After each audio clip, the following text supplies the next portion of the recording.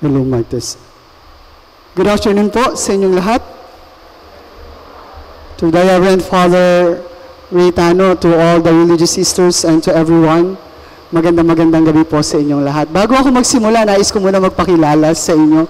I am Father Adrian Lazo. Ako po ay kapitbahay nyo lang. Taga dyan lamang po ako sa may BF Home sa Holy Spirit Parish. Ako po ay newly installed and newly ordained din. 1 year pa lang akong pare from the Diocese of Novaliches. Diocesan po ako. Happy Fiesta sa inyong lahat. Pero bakit parang hindi kayo happy? Again, Happy Fiesta everyone. Palakpakan po natin yung Panginoon. We are now on the 8th day of our Novena in preparation for our Fiesta celebration.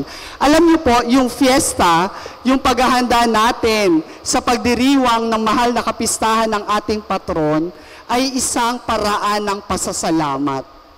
Ilang taon na po ba kayo? 8? 18. 18 years na yung parokya. 18 years na yung komunidad.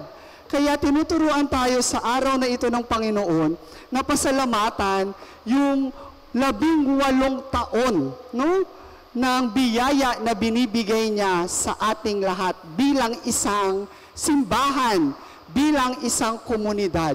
At sa tulong ng ating mahal na patron na si Saint Benedict, no, tayo ay tinutulungan ng Diyos na lampasan ng lahat, lalo tigit ang tukso. Today, I was asked to reflect on the theme, protection for the evil one.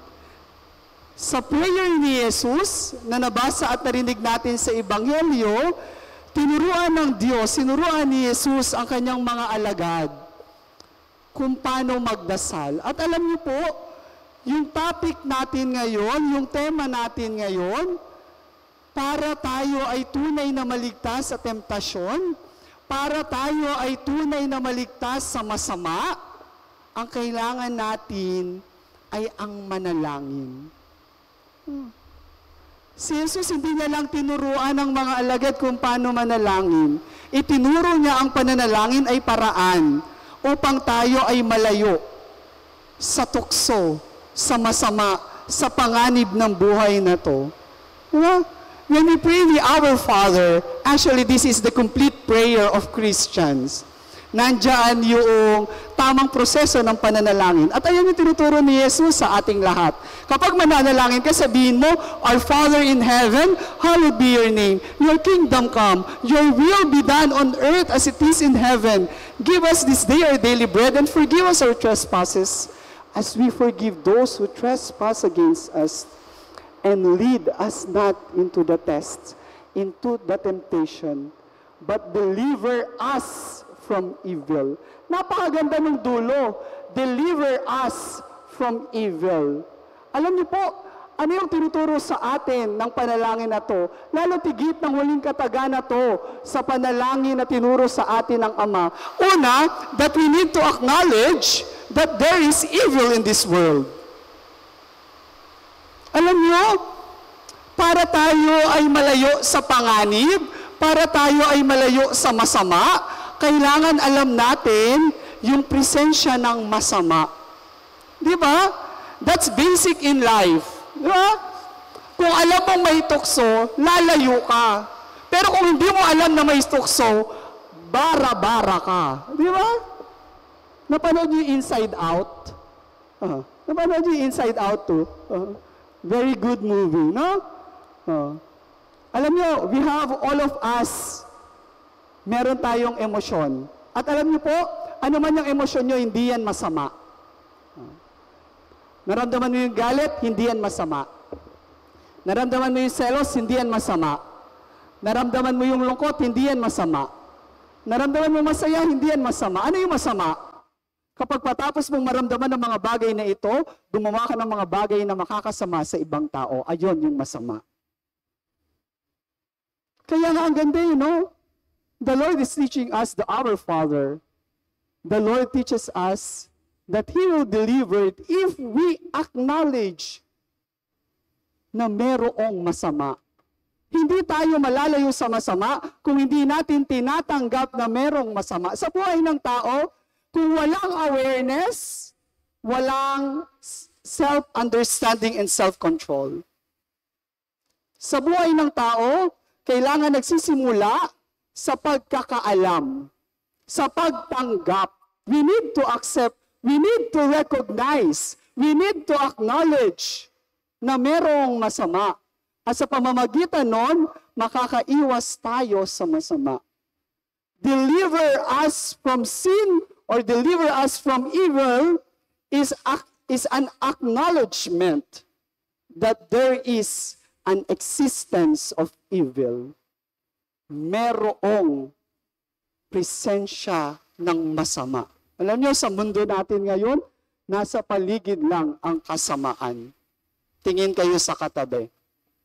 Hindi yan yon. Hindi po yan yon. Kabutihan yan. Sapagkat ang Diyos walang ginawang masama. Tandaan niyo yan. Remember, in creation, in Genesis, when Jesus created everything, every day, ano yung sinabi niya? It is good. That's beautiful.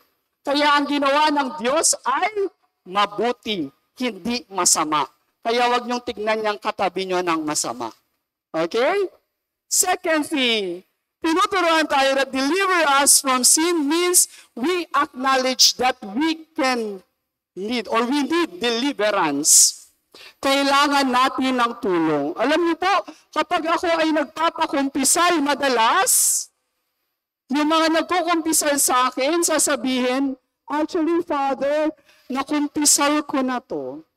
Di ba? Madalas yung kasalanan natin paulit-ulit. No? Hindi ko nga alam, baka minsan nabibingan na yung Diyos sa atin dahil sa paulit-ulit nating kasalanan.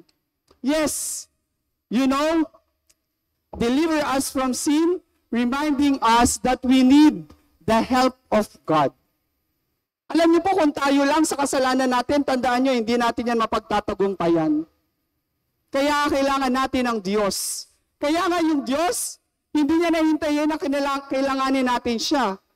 Siya mismo, inalay ang buhay para sa lahat. Para tayo ay maligtas. Sa mga pagkakataon na medyo tayo ay naliligaw ng landas, tinuturuan tayo na tumawag sa Diyos. Sa mga pagkakataon na tila ba natutukso tayo ng kasamaan ng mundo, tinuturuan tayo na tumawag sa Diyos. Parang sa pakikipagrelasyon, di ba pag may problema tayo, minsan oo, kaya naman talaga natin solusyonan yung problema na meron tayo, pero mas masarap kapag tayo ay may kaibigang nandyan at handang makinig sa problema natin. At ayun yung Diyos sa atin. He protects us from the evil one. And if sometimes we fall into temptation, nandyan po yung Diyos para muling yumakap at magmahal sa ating lahat. And the third point that I want to share with you is that deliver from sin is an acknowledgement that we can be delivered. Na tayong lahat ay pwedeng maligtas. Sa tulong ng ating mahal na patron, si Saint Benedict. Di ba? Siya yung patron na kung saan nagliligtas sa kasamaan. Napakarami nung karanasan ni Benedict. Nagsimula yon. Kaya kung titignan niyo yung medal ni Benedict, di ba? Merong chalice, yung wine.